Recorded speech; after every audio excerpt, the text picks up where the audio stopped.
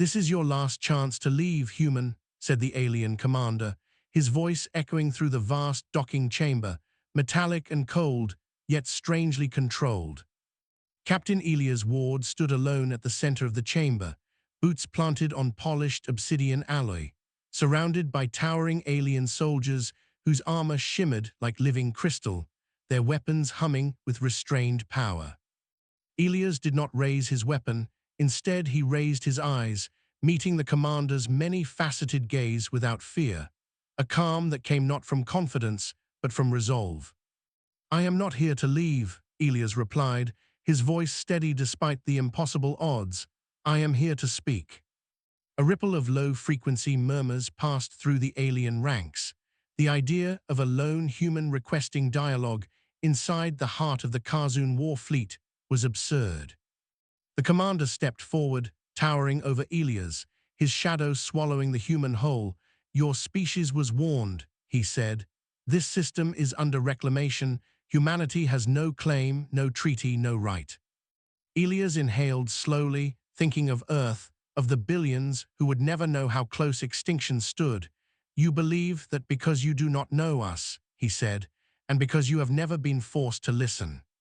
The commander tilted his head, an alien gesture of curiosity. "Speak quickly then, human," he said. "Your time is nearly spent." Elias reached into his jacket slowly, causing weapons to rise instantly around him.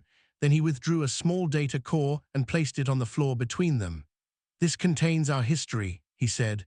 "Not our victories, not our weapons, but our failures, our wars, our mistakes, and what we learned from them." The chamber fell silent. Even the hum of engines seemed to fade. "You expect us to care for your past suffering?" the commander asked, his tone skeptical. "No," Elias answered. "I expect you to understand what happens when you corner a species that has already survived its own extinction attempts." The alien commander studied him for a long moment, then gestured, and the data core lifted into the air, scanning beams dancing across its surface. "Your last chance was to flee," the commander said quietly, "yet you stand here unarmed and defiant." Elias nodded. "Because if I leave, you will follow, and if you follow, there will be war." "And if there is war," the commander said, "you will lose." Elias finally smiled, a small tired smile. "That is what everyone thinks at first." The alien council chamber was older than human civilization, its walls etched with the history of conquered stars, and Elias felt the weight of 1,000 fallen species pressing down upon him. The Kazun commander stood before the council, replaying fragments of human history pulled from the data core. Images of burning cities, broken worlds, and desperate survivors filled the air. "They destroyed themselves repeatedly," one counselor observed, its voice dripping with disdain. "Yes," the commander replied, "and yet they endure." Elias was allowed to speak again, though bound by energy restraints. "We were not born strong," he said. "We became strong because weakness nearly erased us." The council projected images of human wars. "You glorify violence," another counselor accused. "No," Elias answered. "We document it so we never forget the cost." The commander watched silently as the final archive played, showing humanity uniting not under conquest, but under survival, rebuilding from ashes again and again. "Why come here alone?" the commander asked privately later, as Elias was escorted through a corridor of living light. "Because fleets can be mistaken for threats," Elias said. "A single human asking for peace cannot." The commander paused. "You knew this would likely fail." Elias nodded. "Yes." "Then why do it?" "Because if it succeeds," Elias said, "everyone lives." The warning came too late. Long-range sensors detected Kazun strike groups accelerating toward the inner human colonies, ignoring the ongoing council deliberations. The commander stared at the tactical display in disbelief. "They disobeyed," he said. Elias looked at the screen, then closed his eyes. "Then so did we." A human signal burst through subspace, calm and unmistakable. "This is the United Terran Fleet," the voice said. "To all Kazun forces, You have crossed the line we asked you not to cross. Thousands of human warships emerged from nothing, not through gates, not through known hyperspace lanes, but through controlled reality fractures, something no other species had achieved. The Kazun fleets hesitated, fear rippling through their formations. The commander whispered, "You hid this." Elias shook his head. "No," he said, "we prayed we would never need it." Human ships did not fire. Instead, they formed a silent wall between the Kazun and the colonies, a shield made of resolve. "This is your last chance to leave," the Terran admiral repeated, echoing the commander's own words back at him. The standoff lasted hours, then days. No shots were fired, no threats screamed across channels, only silence heavy with consequence. The Kazun commander met Elias one final time, his posture no longer dominant, but contemplative. "You could have annihilated us," he said. "Yes," Elias replied, "but then we would become what we fear." The commander considered this. "Your species is dangerous." Elias nodded, "Only when pushed." The council voted, a rare and historic decision. The reclamation was withdrawn. Human space was recognized, not as weak territory, but as a boundary. As the fleets disengaged, the commander spoke softly, "Perhaps strength is not measured by how hard one strikes." Elias smiled again. "We learned that the hard way." Years later, the encounter became legend across the stars, not of a great battle, but of the one that never happened. Humanity was spoken of carefully, not with hatred, but with respect edged by caution. The alien commander would often replay the first moment. He saw the human standing alone in the docking bay, small, fragile, and unyielding. "This was your last chance to leave," he had said, and the human had stayed. Because sometimes the bravest act is not to fight, but to refuse to walk away. And the galaxy was forever changed because of it. Peace did not arrive with celebration. It arrived with silence, a silence heavier than war, because everyone understood how fragile it truly was. In the months following the Kazun withdrawal, human space buzzed with activity. Shipyards expanded, defensive networks deepened, and diplomats worked without rest, not to boast of strength, but to ensure it would never need to be displayed again. Captain Elias Ward returned to Earth quietly, without parades or speeches, stepping off the shuttle as just another tired human carrying the weight of decisions that had saved worlds. Only a handful of leaders truly understood what had been risked, how close annihilation had come, and how one sentence spoken in defiance had shifted the balance of the galaxy. "This is your last chance to leave," had become more than a warning.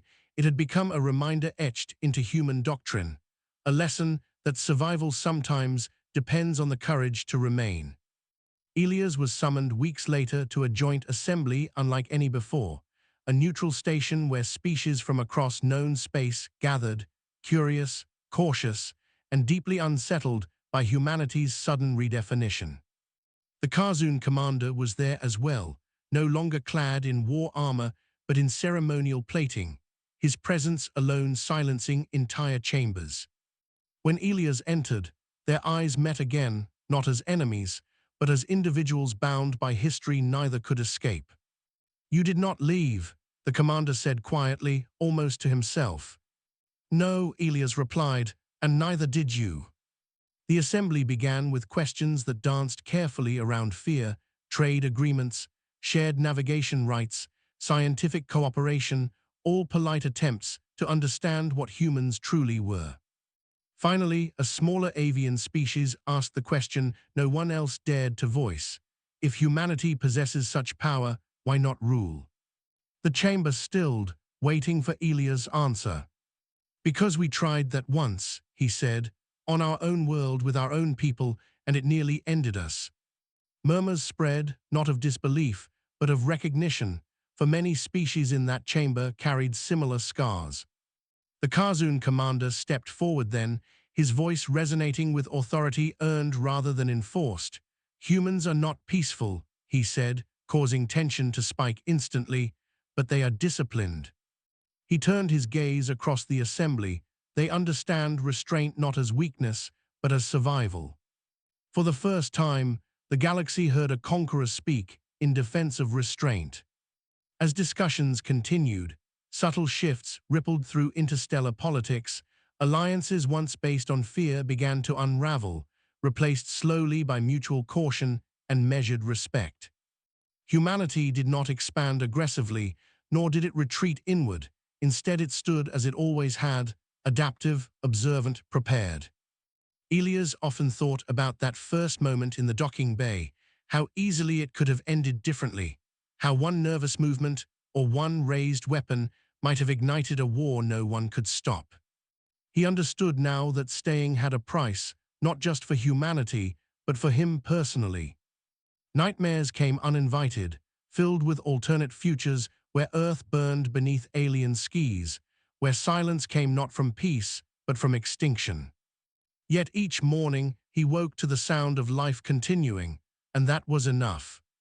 Years passed, and new threats emerged as they always did: rogue factions, ancient machines awakening, stars collapsing in unpredictable ways.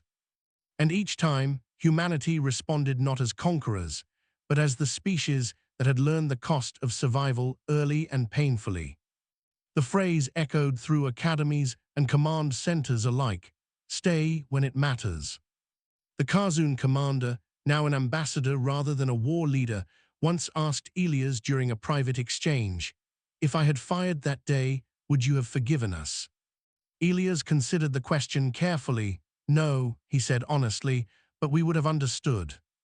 The commander nodded slowly. "Understanding," he said, "is rarer than mercy." As their meeting ended, Elias looked out across the stars, each one a reminder of how vast and indifferent the universe could be. Humanity had not claimed the galaxy, nor had it been granted safety. It had simply earned the right to stand its ground. And that, Elias realized, was enough. Because the true legacy of that moment was not the fleet, nor the technology, nor the power to fracture reality itself. It was the knowledge carried quietly across the stars that there existed a species who, when told to leave or die, chose instead to speak, to stand, and to remain. And the galaxy would never forget the day a human stayed. History rarely ends when the danger passes, it simply changes shape. Decades after the standoff, humanity's name still traveled ahead of it, spoken softly in alien courts, encoded carefully into diplomatic archives, and whispered with unease by those who remembered what nearly happened. Children on Earth learned about the moment in schools, not as a tale of victory, but as a lesson in restraint, a reminder that survival is not always about who strikes first, but who refuses to abandon reason. Captain Elias Ward aged quietly, his name fading from headlines but never from records, living long enough to see the galaxy shift in ways no one could have predicted. Borders stabilized where once there had been endless expansion. Ancient empires slowed their conquests, not out of kindness, but because they had learned that some lines carried consequences. The phrase "last chance to leave" became a universal idiom, a warning etched into translation matrices across dozens of species, meaning that what came next was no longer bluff. The Kazun evolved as well, their society reshaped by a single failed conquest, militaristic doctrine rewritten to include concepts once dismissed as weakness, such as hesitation, dialogue, and calculated mercy. Their former commander, now one of the oldest living members of his species, recorded a final testimony before entering ceremonial stasis. "We believed strength was measured by compliance," he said. "We were wrong." His message spread farther than any fleet ever had, carried through diplomatic channels and cultural exchanges, altering how younger species perceived power. Then, without warning, something answered back. Deep beyond mapped space, instruments began to fail, stars dimmed unnaturally, and entire regions went silent as if reality itself were being muted. The phenomenon did not behave like a fleet, nor a weapon, nor any known force. It was absence made aggressive, a consuming quiet that erased signals, matter, and even radiation. The galaxy panicked, alliances strained, and old fears resurfaced with terrifying speed. Emergency assemblies were called, including humanity, not as an afterthought, but as a necessary voice. Elias Ward was gone by then, his life concluded peacefully, but his legacy remained embedded in every Terran protocol. When the question arose, who approaches first, the answer was immediate and unanimous. Humanity would stay. A single vessel was dispatched, unarmed, broadcasting continuously into the darkness. Not threats, not demands, but presence. "This is humanity," the message repeated. "We are here." The silence pressed back, vast and incomprehensible, consuming drones and probes sent by other species. But the human ship remained, battered by unknown forces yet intact.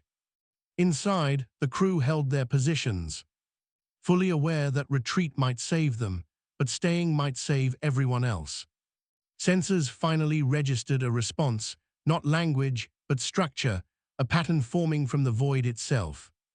The entity was not alive in any familiar sense, nor hostile by intention. It was a cosmic corrective force, drawn to imbalance, to unchecked expansion, to civilizations that burned too brightly and too fast. Human analysts understood immediately this was the answer to millennia of conquest, a natural limit imposed by the universe itself. And it was listening. The human captain, echoing words spoken generations earlier, addressed the unknown. "We were told once that this was our last chance to leave," he said. "We chose to stay, and we are choosing it again." The pattern shifted, slowed, adjusted. Across the galaxy, stars stabilized, silence receded, and the consuming absence withdrew, not defeated, but satisfied. It had found what it was searching for, a civilization capable of restraint, capable of stopping itself. When the human ship returned, damaged but whole, the galaxy exhaled as one. No monuments were built, no triumph declared, because humanity understood now more than ever that survival was an ongoing conversation, not a single moment. In the years that followed, exploration changed, expansion slowed, and cooperation replaced domination as the dominant strategy, not out of idealism, but because the universe had proven it demanded balance. The story was told again and again, from different perspectives, altered by culture and translation, but always carrying the same core truth. That once, a human was told to leave or be destroyed. And by staying, they taught the galaxy how to endure.